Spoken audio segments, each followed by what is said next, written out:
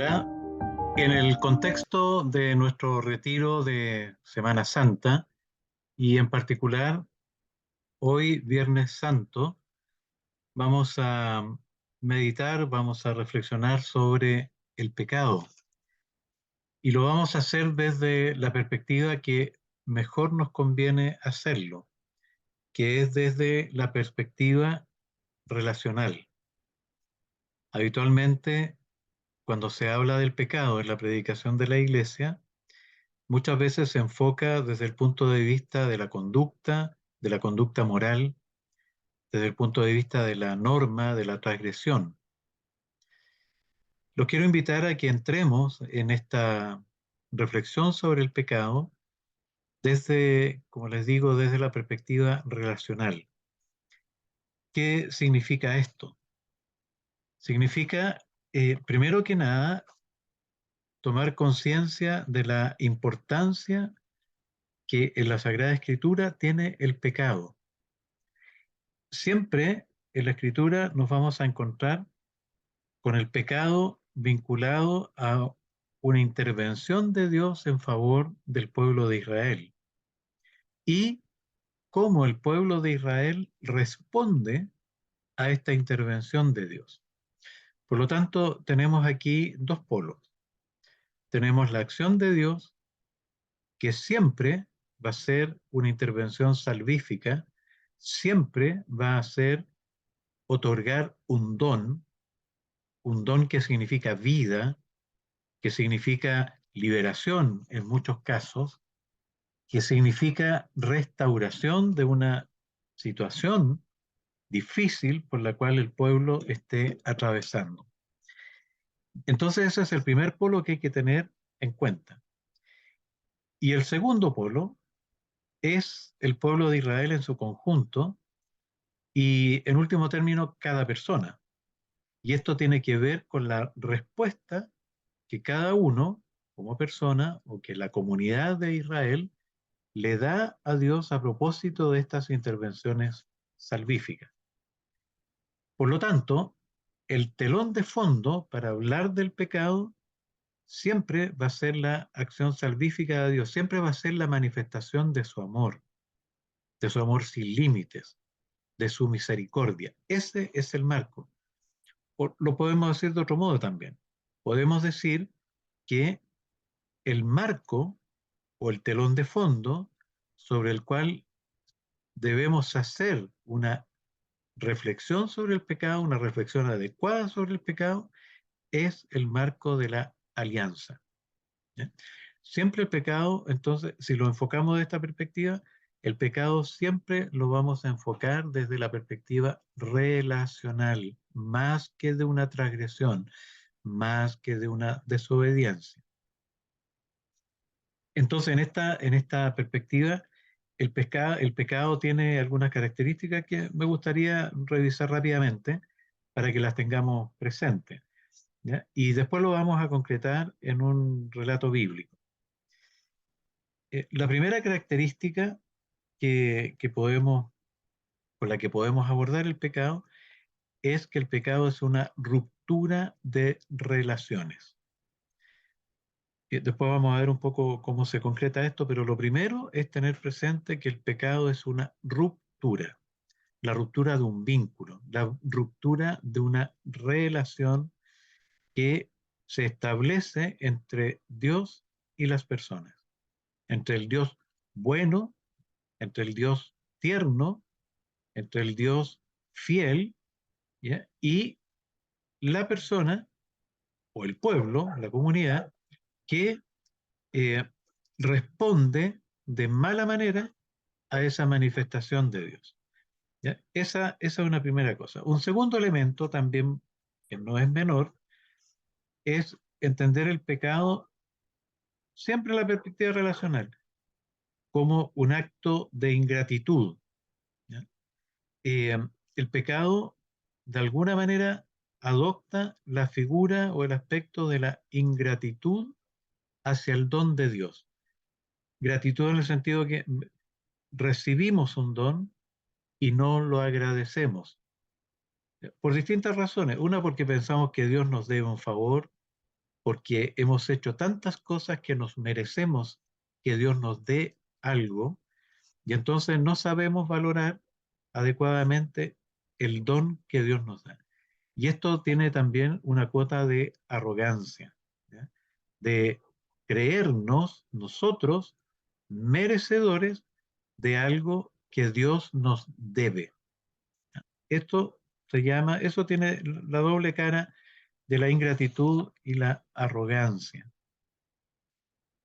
Sin embargo, hay otro elemento, y tal vez este sea el más complejo.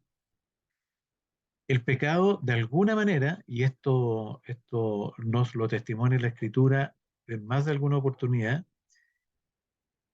trae aparejado la idea de hacerse igual a Dios, ¿ya? Y esto estaría vinculado con el orgullo, pecado capital, ¿ya?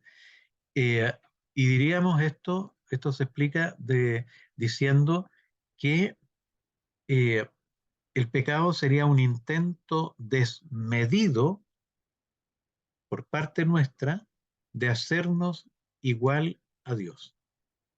Esto es complejo, ¿ya? De alguna manera, el pecado implica la conciencia o el deseo desmedido, desmesurado de hacernos igual a Dios. En la práctica de entender de muy mala manera aquello que se nos dijo el día de la creación. Lo hacemos a nuestra imagen y semejanza. Serán como dioses, ¿ya? Bueno, la imagen y semejanza con Dios y el ser como Dios es posible, solo posible, en tanto cuanto hay una relación de comunión con Dios. Y ahí está el problema. Entonces, esto me gustaría ilustrarlo con el texto del Génesis, cuando se habla de la creación. En la creación, Dios va creando, ¿cierto? Si leemos el primer relato de la creación, Dios va creando cada cosa y hay un estribillo que se repite que hay que prestarle atención, porque a cada acto creador, a cada realidad creada, cuando Dios la mira, dice que es muy bien, que está muy bien, que es bueno. Va a depender de la traducción. Está bien o es muy bueno. Pero cuando llega al hombre, cuando se crea al hombre y lo mira, y ahí la expresión es un superlativo. Está extremadamente bueno. Es extremadamente bien hecho, ¿ya? ¿Y por qué? Por una razón simple, porque es su imagen y su semejanza. Es decir, Dios se reconoce en cada elemento creado, pero especialmente en el ser humano. Por eso lo encuentran muy bueno, ¿ya? Esto es maravilloso. Luego, si pasamos al segundo relato de la creación, y se va describiendo allí la creación del jardín, lo que en realidad se está describiendo ahí es la casa terrenal de Dios, que se construye y se pone a disposición del ser humano creado, ¿ya? Entonces, esta magnífica obra de Dios es invitada a vivir, a compartir el espacio de Dios, ¿ya? Hay dos árboles que están puestos en el centro del jardín, ¿ya? Y esos árboles cumplen la función de recordatorio, ¿ya? El ser humano los tiene que ver y al verlo tomar conciencia que es ser humano, que no es Dios. Y cuando vamos al capítulo 3 y se introduce furtivamente esta serpiente que viene a confundirlo todo, hay que fijarse en un detalle, porque la serpiente parte de algo bien dicho, ¿ya? ¿Serán como dioses? Sí, pues si Dios ya lo había dicho, serán como dioses. Pero ¿qué es lo que siembra la serpiente en el corazón humano? El querer ser Dios en lugar de Dios, ser Dios a espaldas de Dios, ser Dios o ser como Dios sin Dios. Es decir, que el sueño de ser Dios sin estar vinculado a Él. Entonces, cuando se acercan y comen del fruto que está prohibido comer, lo que están haciendo en realidad es querer apropiarse de los atributos de Dios. ¿Ya? Los atributos dice ahí que no pueden comer el fruto porque es el fruto del bien y del mal. ¿Ya? No es que al comerse el fruto vayan ahí recién a saber lo que es el bien y lo que es el mal. No, no se refiere a eso el texto, sino más bien a la realidad completa y compleja que es el entorno humano, ¿ya? Y el mundo divino. El atributo de Dios es conocerlo todo de un extremo al otro. Entonces el bien y el mal son los extremos de la realidad. El ser humano no puede conocer la realidad de extremo a extremo porque es criatura, ¿ya? Y entonces, ¿qué es lo que pasa allí? Ellos creen que al comer el fruto del árbol prohibido van a poder tener el mismo conocimiento de la realidad que Dios tiene. Y eso es suficiente para desplazarlo y ser nosotros entonces los que nos hagamos dueños de esta casa. Entonces podemos observar ahí que se trata de un problema en la respuesta, en la comprensión de lo que Dios ofrece y la respuesta que se da a ese don.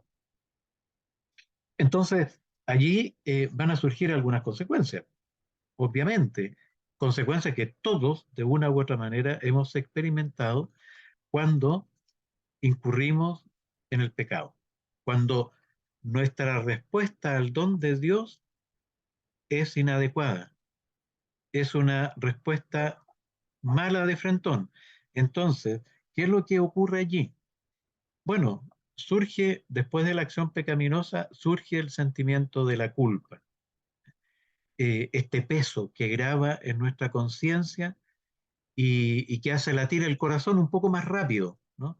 Esta especie de tormento que es difícil liberarse de ella, ¿ya? De esa culpa no es fácil, ¿ya?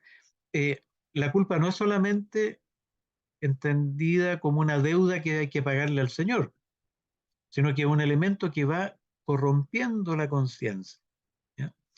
El sentimiento de culpa engendra vergüenza, escándalo de nosotros mismos, ¿ya? Aquí es importante recordar, a la luz de San Ignacio, que lo que se pide es que nosotros experimentemos vergüenza de nuestro pecado y la vergüenza tiene que ver con el hecho de haber respondido mal, haber roto el vínculo con Dios. El escándalo surge cuando el pecado es mirado desde nuestra perspectiva egocéntrica, autorreferente, ¿ya? Y el escándalo por mi pecado generalmente viene de la mano de, oh, ¿cómo yo pude haber hecho esto? Pero lo hiciste, ¿ya? Entonces, eres capaz de hacerlo, ¿ya? Y eso, más que provocarme el escándalo de mí mismo, de mi imagen, ¿ya? De una herida de mi imagen, más bien tendría que ser visto desde la otra perspectiva, ¿ya? Y por eso, en la petición de gracia, Ignacio pide vergüenza y dolor de mi pecado, ¿ya? Y esa vergüenza y dolor tiene que ver con la toma de conciencia de haber respondido de mala manera al inmenso amor que Dios nos prodiga. Cuando quedamos atrapados en la culpa, cuando no somos, nos cuesta abrirnos a la dimensión de la vergüenza y quedamos atrapados en el escándalo, eh, bueno, se desencadena una dinámica de pecado, y eso es lo que muchas veces se denomina como endurecimiento del corazón, ¿ya? Como que entramos en esta dinámica de pecado, no logramos salir de ella porque no podemos salir por nosotros mismos, nadie puede salir por sí mismo de la dinámica del pecado, pero no tomamos conciencia que necesitamos de una nueva manifestación de amor para salir de allí. Y entonces entra esta dinámica del endurecimiento del corazón. Se nos endurece el corazón y vamos hundiéndonos en una actitud de rechazo a Dios, ¿ya? Podemos vivir sin Él, es lo que creemos, ¿ya? Y por último, empezamos a experimentar lo que podríamos decir la desdicha, ¿no? Las desventuras, ¿ya? Los males. Y claro, nosotros vamos como labrando una atmósfera de desdicha porque quedamos atrapados en las redes, como quedar atrapado dentro de una telaraña. Aquí tenemos que tomar conciencia de un par de cosas. Creo que lo primero que habría que tomar conciencia es que entre los dones que Dios nos ha hecho, nos ha dado la vocación de ser como Dios. Por eso nos invita a ser sus hijos, nos considera hijos e hijas. ¿Ya? Esta es la gran llamada que Él nos ha hecho desde el día de nuestra creación. Estamos llamados a ser hijos. ¿Ya? Dios nos quiere compartir su propia vida, su propia existencia. ¿Ya? Y nosotros vamos incurriendo en esta dinámica de pecado que nos distancia de esa maravilla. Y entonces aquí nosotros tenemos que tomar conciencia que esa vocación o esa llamada, ¿ya? Que también se transforma en un anhelo, en un gran deseo del corazón, solo puede ser cumplido de la mano de Dios, que nos pone también de la mano de la comunidad, ¿ya? Nos abre. Fíjense que el pecado siempre tiene una dimensión comunitaria, siempre, es inevitable. Nuestra ruptura de vínculos siempre va a implicar una ruptura de vínculos también con los demás. Eso lo podemos observar también en el relato del Génesis en el capítulo 3. ¿Ya? Apenas comen del fruto prohibido, toman conciencia que están desnudos. Listo. Comenzó la complicación consigo mismo. ¿Ya? Luego, cuando Dios pregunta, ¿dónde estás? La respuesta es, me escondí. ¿Por qué te escondiste? Porque tuve miedo. Sentí tus pasos y tuve miedo. Listo. Se enredó la relación con Dios. Luego, cuando Dios pide explicaciones, Adán culpa a la mujer. La mujer que tú me diste por compañía. Ah, claro, yo no la pedí. No, claro, tú me la diste. Y mira lo que hizo. ¿Ya? La mujer que tú, listo. La complicación con los pares. Y finalmente, el hombre está condenado a sudar por su trabajo, cosa que no ocurría cuando vivía en comunión con Dios. ¿Ya? Y la mujer parirá con dolor, es decir, la naturaleza se vuelve en contra, se vuelve hostil al hombre. Y viene la otra dimensión de la ruptura, se rompe con el entorno creado, se rompe consigo mismo, se rompe con Dios, se rompe con los padres, se rompe con el entorno, se enreda todo. ¿Ya? Pero cuando estaba en amistad con Dios, bueno, igual tenía que trabajar, pero la creación le era favorable, le entregaba graciosamente sus dones. ¿Ya? La relación con Dios era de tú a tú, sin obstáculos, sin dificultades. La relación con los padres era armoniosa, hasta que entra el deseo de ser como Dios sin Dios y se entorpece todo. Ese es un aspecto que sería importante mirar. Pero otro aspecto que hay que ver es el contexto en el que estamos celebrando este retiro, Semana Santa, y en particular Viernes Santo. ¿Ya? Día en que Jesús va a la cruz, es crucificado y muere en ella. Y nosotros lo que hemos recibido como testimonio es que ese ir a la cruz de Jesús es un don para nosotros, es la manifestación máxima, ¿ya? De la absoluta plenitud del amor de Jesús.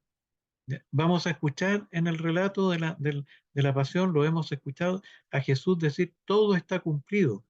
¿Ya? ¿Qué se cumplió? ¿Se cumplió la escritura? Sí, claro, pero lo que se ha cumplido es el hecho que Él nos ha amado hasta el extremo, hasta lo máximo. ¿Y cuál es la máxima expresión de su amor? Entregar la vida por nosotros en la cruz, para restablecer el vínculo entre Dios y nosotros que nos permite también restablecer vínculos entre nosotros, vínculos fraternos y también el vínculo con la creación entera. Esa es la maravilla de la creación. Entonces lo que nosotros vamos a contemplar en la cruz no es a un personaje que pierde la vida siendo ajusticiado, sino a alguien que deliberadamente va a la cruz para hacer donación de su vida para que nosotros tengamos vida en plenitud. Y esto fue anticipado, ¿cierto? Fue anticipado por la práctica de Jesús, ¿ya? Entonces sería bueno también como mirar la actitud de Jesús frente no solo al pecado, sino frente al pecador, ¿ya? En Jesús hay una práctica que es bien interesante de observar. Jesús condena el pecado, salva al pecador, no emite juicio sobre el pecador, sí sobre el pecado, y al pecado lo llama por su nombre. Jesús conoce el pecado humano, lo conoce a cabalidad y le pone su nombre, ¿ya? Entonces Él es capaz de hablar por libertad del pecado de la vanidad, del orgullo, la mentira, etcétera, ¿ya? La explotación de los demás. En su vida, Él fue poniéndole nombre a las cosas a medida que se iba tropezando con personas concretas que los cometían, ¿ya? Y si los pronuncia es para liberar a esas personas que los cometen, ¿ya? Entonces, Jesús, ¿cómo entiende Jesús el pecado? Como un desorden interior. Claro, nosotros lo experimentamos así también. Nuestro pecado trastoca todo en nosotros, ¿ya? ¿Y qué quiere Jesús para nosotros? Para nosotros quiere libertad, quiere plenitud, quiere que seamos libres, plenamente libres, porque es la manera de ser plenamente humanos. Entonces, ¿por qué Jesús va contra el pecado? Porque Jesús tiene claridad absoluta que el pecado denigra al ser humano, lo deshumaniza. Y la mejor manera de humanizar, es decir, que el hombre sea plenamente humano, es liberándolo del pecado. Y para eso, Él está dispuesto a dar su vida. Un segundo elemento en la práctica de Jesús es la bondad con que Él se acerca al pecador, a los pecadores. Esos son sus predilectos, ¿ya? Tiene dureza contra el pecado, pero una enorme bondad con el pecador. Siempre Jesús se manifestó favorable a los despreciados, ¿ya? A los despreciados por los fariseos, a quienes los fariseos consideraban pecadores y por eso tenían que ser marginados, ¿ya? Los fariseos no se daban cuenta que por su conducta de marginación terminaron siendo ellos automarginados de los demás, ¿ya? Y porque se consideraban justos, se consideraban santos. Y Jesús viene a denunciar esa actitud, sí, pero la denuncia precisamente también en favor de aquellos a quienes la sociedad de su tiempo iba despreciando. Esa misma bondad que Jesús tuvo en ese tiempo, la tiene con nosotros hoy. Y entonces hoy Él sube a la cruz para entregar su vida por mí, por ti. Y la oración de hoy tiene que ir en esa línea. Esto lo has hecho por mí. Esto, gracias Señor, porque por esto que tú has hecho por mí, yo puedo experimentar liberación de mi pecado. Puedo enfrentarme a ti con verdad y puedo pedirte que me des vergüenza y dolor de mi pecado, porque tomo conciencia de la pobreza de mi respuesta en el, frente al don que tú me has regalado, ¿ya? Y el don máximo que me has regalado es tu Hijo Jesús, que muere en la cruz por mí y resucita para darme vida, para darnos vida, para restablecernos en nuestra humanidad y en nuestra fraternidad. Los voy a invitar después de esta meditación a poder, ojalá, tener dos bloques de oración. El primer bloque de oración lo vamos a hacer con la lectura del Génesis. Están indicadas en la pauta ahí la lectura del Génesis, lo que vamos a leer. Un poquito larga la lectura, pero se hace corta cuando uno la lee en clima de oración. ¿Ya? Vamos a tomar el libro del Génesis en el capítulo 2, versículos 4 al 17, y después nos vamos a saltar al capítulo 3, 1 y 15. Lo primero para la oración es prepararme, ¿no? Preparar el ánimo. Y para eso vamos a buscar un lugar tranquilo que nos permita orar, adoptar una posición cómoda, ¿ya? Para que podamos calmarnos, para estar tranquilos. y tomar conciencia de estar delante del Señor. Y esa toma de conciencia no es simplemente, está el Señor aquí, ¿no? Sino también avivar esa presencia, ¿no? Como cuando se aviva el fuego de una fogata, ¿ya? Entonces, ahí estamos. Y comenzamos nuestra oración. Vamos a hacer la oración preparatoria, la que Ignacio nos propone en el número 46 de los ejercicios, ¿ya? Te pido, Señor, que todas mis intenciones, acciones y operaciones estén puramente orientadas a ti y a tu servicio. Luego vamos a pedir la gracia. Y en este Viernes Santo, la gracia que vamos a pedir es la gracia de tomar conciencia del amor que Dios nos tiene. Y frente a eso, experimentar vergüenza y dolor por mi pecado, ¿ya? Entendiendo que mi pecado es una respuesta pobre, inadecuada a ese don. Vamos a leer con mucha calma el texto bíblico. Ojalá lo leamos antes de ir a la oración para estar ya familiarizado con él, ¿ya? Y estando en la oración, releemos el texto, usamos todas nuestras potencias, ¿no? La imaginación, tratamos de entrar en el texto, hacernos parte de la escena, estar en medio del jardín, ¿ya? Contemplando cada uno de los gestos que van ocurriendo, ¿ya? Y frente a eso, ¿ya? Bueno, ahí nos dejamos llevar por la oración, ¿ya? Sí, y en la medida en que nos sentimos parte del relato, vamos haciéndonos parte también de esta casa maravillosa, ¿no? De la creación, vamos compartiendo con Adán y Eva la torpeza del corazón, ¿ya? Pero eso va haciendo eco también en nosotros. Y vamos a concluir el momento de oración con una conversación con Jesús o con el Padre, ¿ya? Para expresarle lo que sentimos en este momento, ¿ya? Lo que Ignacio llama el coloquio, vamos a tener un coloquio ahí. Y luego vamos a buscar un lugar distinto para examinar la oración, ¿ya? Y en otro lugar entonces vamos a estar y nos vamos a preguntar qué hemos sentido, cómo nos sentimos en la oración, si experimentamos consolación o desolación y por qué se pudo haber producido un estado o el otro, si nos ha ayudado, la oración nos ayudó a abrirnos a Dios, al don que Él nos ofrece, ¿ya? Y muy importante, si hemos experimentado la gracia que hemos pedido. Un segundo momento de oración, vamos a tomar el texto de Juan capítulo 8, versículo 1 al 11, ¿ya? La mujer que dice, la mujer sorprendida en adulterio, según lo que decían los fariseos, ¿ya?